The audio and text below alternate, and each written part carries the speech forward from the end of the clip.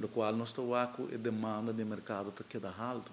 Então, nós estamos querendo mirando que a hora que a economia pick up automaticamente. Driver não está é private investments, não é private investment projeto não sei que significa que a demanda para contratista não está subindo back. Então, agora, nós estamos estimulando todo tipo de desenvolvimento positivo, especialmente para a área de Paribe de Brug, nós mesmos também com diferentes projetos para lograr crescer mais desenvolvimento na São Nicolás.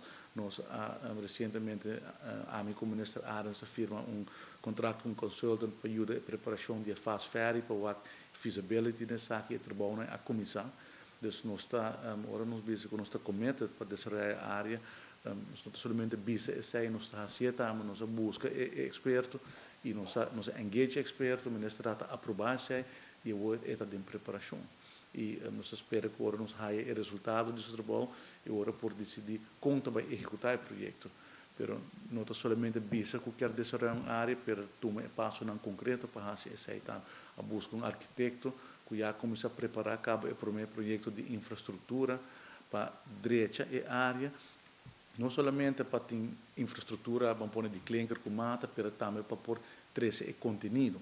Nós queremos para gente não vir para Paribe de Brug, nós queremos para turistas não chegar para Paribe de Brug, e temos que criar conteúdo. Então, o projeto que nós estamos fazendo de infraestrutura para dirigir a atração de clientela, de turistas e local para vir back do centro de São Nicolás.